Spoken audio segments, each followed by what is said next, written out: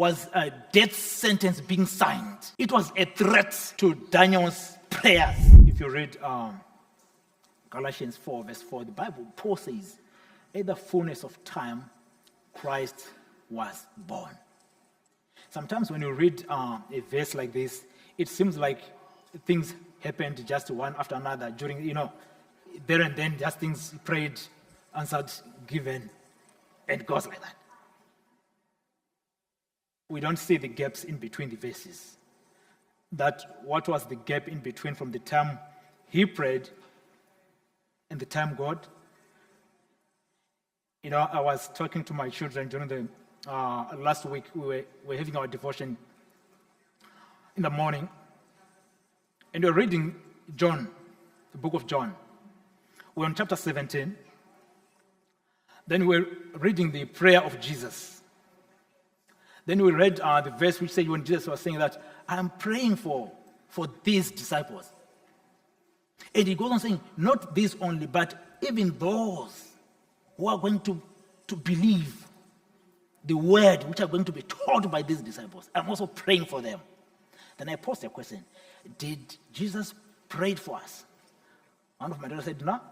He prayed for his disciples.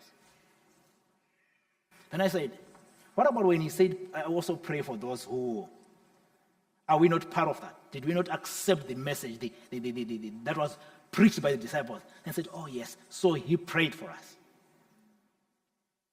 But that's almost 2,000 years back. Then I said to them, you know what? I prayed for you before you were born, when I was still a bachelor, when I was still single. I remember 20 or so years back, I remember praying for my children. Yeah. I remember having an all-night prayer, praying for my children, and praying for my wife before I even saw her. And I remember one prayer that I was praying that, God, I want to homeschool my children. I want to homeschool my children. That was more than 20 years back when I prayed that prayer.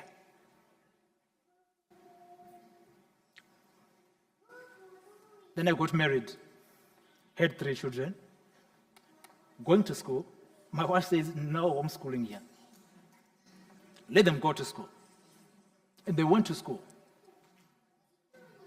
Last year, my wife says, no, we should homeschool these children. Then I said, no, what? I think we're not ready. I said, no, I think let's do it now. Let's homeschool these children. And last year, we started homeschooling our children. But when I'm writing this, I can say I prayed that I should homeschool my children, and we homeschooled them. But there was a gap of more than 20 years in between. God does a lot in prayer. I know there are things that you're praying for, and it seems that it's been long. Look at this. Daniel 6:10. Now when Daniel knew that the writing was signed, he went home, and in his upper room, with his windows open toward Jerusalem, he knelt down on his knees 3 times that day and prayed. He gave thanks before his God, as was his custom since early days. This was his custom. You know, when something is saying it's a custom, it's something that it's part of his life. Whether it's raining or not, whether it's cold or not, that's how he lived his life. He would pray 3 times, whether he's happy or not, whether he's partying or he's not, whether he's weeping or not. It was his custom to do that. But what strikes me most is when the writing was signed. The signing of the writing by the King Darius was a death sentence being signed. It was a threat to Daniel's prayers or life of prayer. It was a threat, a direct threat. It was a death sentence. So praying, by the king signing, praying was a death sentence. So it was a threat to prayer. I would want to pose a question to you. What are the threats to your prayer life? What are those things that threatens you when you're praying? And how much do you give to the threats? Look at Daniel. When the threat was there, he didn't give in. He didn't budge. He just said, that's my life. I always pray. 3 times, he prayed. He knelt down on his knees 3 times. He had a specific time that he was praying, and prayed and gave thanks.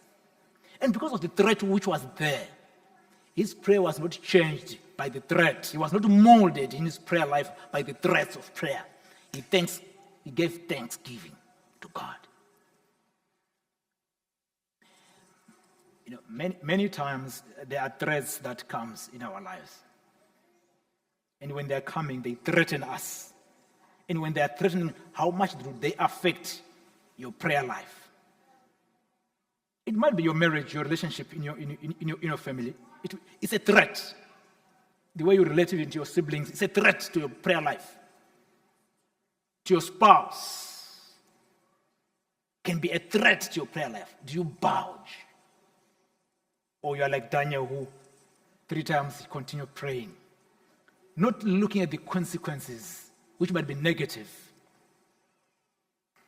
His life was being changed, transformed.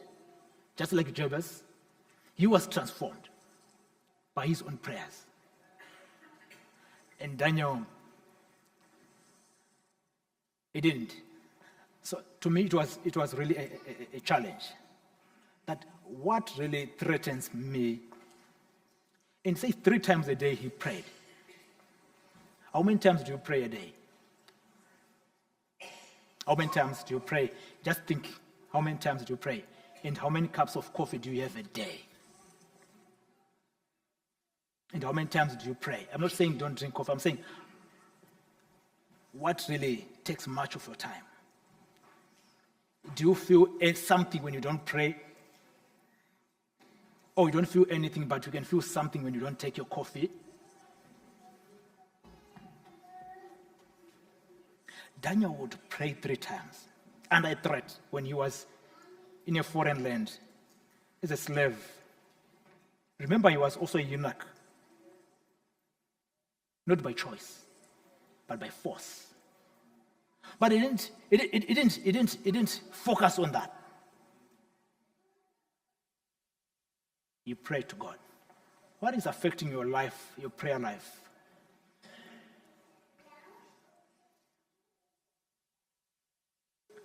James 5, verse 17. The Bible says, even Elijah, he was a man like us, but he prayed.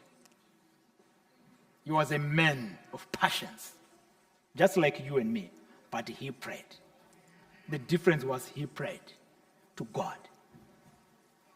You can make difference just by praying, by committing yourself, giving it yourself, taking it upon yourself to pray as an individual.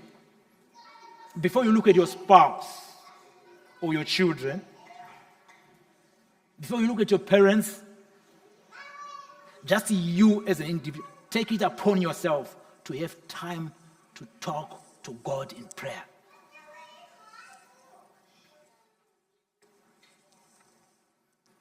Ellen White says that darkness of the evil one encloses those who neglect to pray.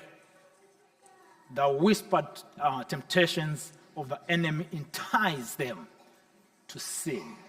And it is all because they do not make use of the privileges that God has given them in the divine appointment of prayer. That's steps to Christ. Ellen White is just concurring with the Bible, encouraging you and me. But the reason why the darkness, when you're studying your Bible, sometimes you don't have the desire to study. Sometimes when you just hold it, you start dozing and sleeping. But when you're watching that beautiful movie, you can go on and on and on. That darkness, it can only be changed, transformed by prayer. This is what the Bible is telling. We are encouraged to have that interaction with God in our prayers. And also it is good when we are transformed as individuals that we can come together now as families to pray together. We are encouraged to pray as well as families. After you've prayed by yourself, let's also come together as families and pray. That brings us together. That cultivates the bond, the trust, the love. It transforms families. Families that pray together, they bound to last longer. They bound to last the journey. If you don't pray together, there is no unit, there is no oneliness, there is no unit for purpose. There's always,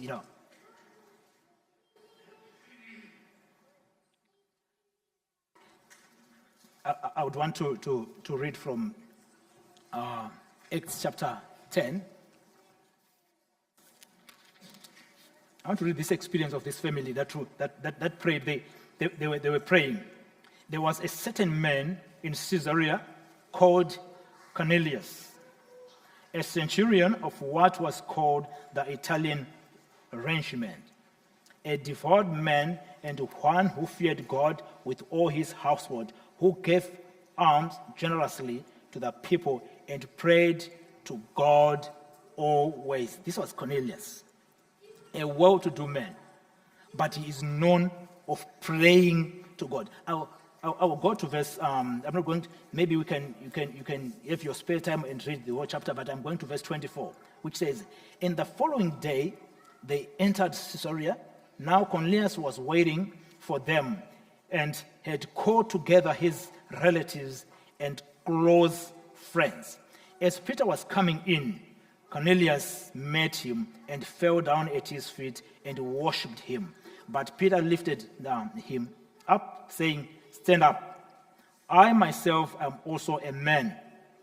And as he talked with him, he went in and found many who had come together. Then he said to them, 'You know how unlawful it is for a Jewish man to keep company with or go to one of another nation. But God has shown me that I should not call any man common or unclean. Therefore, I came without objection as soon as I was sent for. I asked them, "For what reason have you sent for me?" So Cornelius said, 4 days ago I was fasting until this hour, and at the 9th hour prayed in my house, and behold, a man stood by for me in bright clothing, and said, "Cornelius, your prayer has been heard, and your alms are remembered in the sight of God." You know, when Peter was giving his testimony of his background and his beliefs, which were so hard to break, the Jews, they had their beliefs that they would not mingle with Gentiles. And they were serious about it. But those serious boundaries, they were broken by prayer. A Gentile prayed and fasting. And when he was praying, those barriers which were there, they were broken. That's why Peter is giving a testimony that I'm surprised I'm here. I'm here because of prayer. That's why I'm saying I'm a product of prayer. I am here. Where I came from, I can only say I'm a product of prayer. That's what prayer does. So Cornelius is giving it the same testimony that the prayer brought Peter, who was a Jew, who doesn't believe in being with Gentiles. But because of prayer, Peter is found there. This was a family prayer. And the Bible says he had gathered all his relatives and friends to pray with them. They were praying together. And Pastor Peter, when he got there, he just talked about the word that God had given him. And if you read closely with the Bible, it says the whole clan of Cornelius they were baptized. Why? Because of prayer. Prayer can change. There is hostility in families. But that which can change your family is nothing more but praying to God. It's tried and tested. It has been tried before and it was successful. We are reading the testimony here.